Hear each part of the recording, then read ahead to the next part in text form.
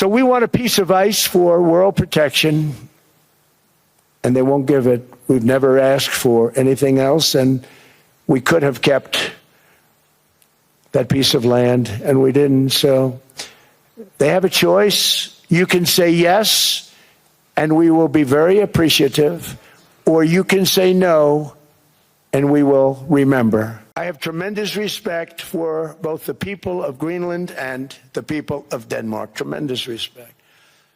But every NATO ally has an obligation to be able to defend their own territory. And the fact is, no nation or group of nations is in any position to be able to secure Greenland other than the United States. We're a great power, much greater than people even understand. I think they found that out 2 weeks ago in Venezuela. We saw this in World War II, when Denmark fell to Germany after just 6 hours of fighting and was totally unable to defend either itself or Greenland. So the United States was then compelled, we did it, we felt an obligation to do it, to send our own forces to hold the Greenland territory, and hold it we did at great cost and expense. They didn't have a chance of getting on it, and they tried. Denmark knows that. We literally set up bases on Greenland for Denmark.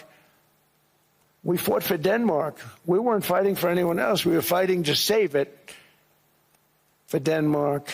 Big, beautiful piece of ice. It's hard to call it land. It's a big piece of ice. But we saved Greenland and successfully prevented our enemies from gaining a foothold in our hemisphere. So we did it for ourselves also. And then after the war, which we won it big. Without us, right now you'd all be speaking German and a little Japanese, perhaps. After the war, we gave Greenland back to Denmark. How stupid were we to do that? But we did it. But we gave it back. But how ungrateful are they now?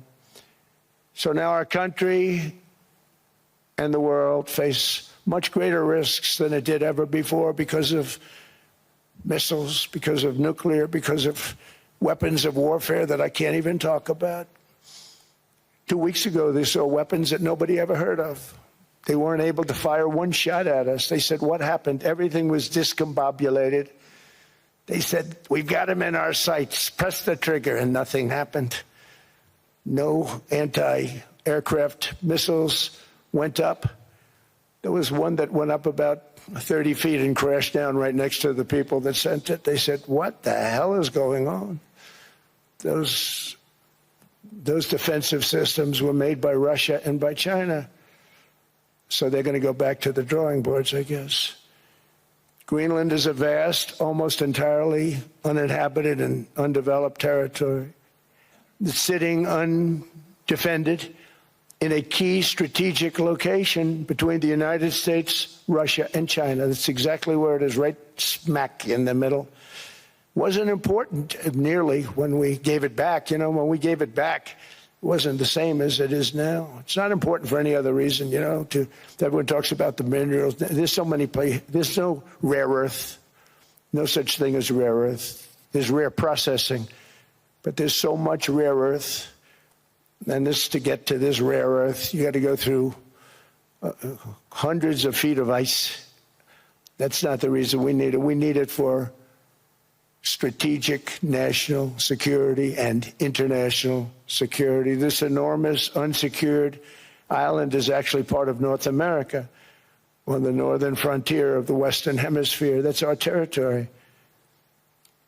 It is therefore a core national security interest of the United States of America. And in fact, it's been our policy for hundreds of years to prevent outside threats from entering our hemisphere. And we've done it very successfully. We've never been stronger than we are now.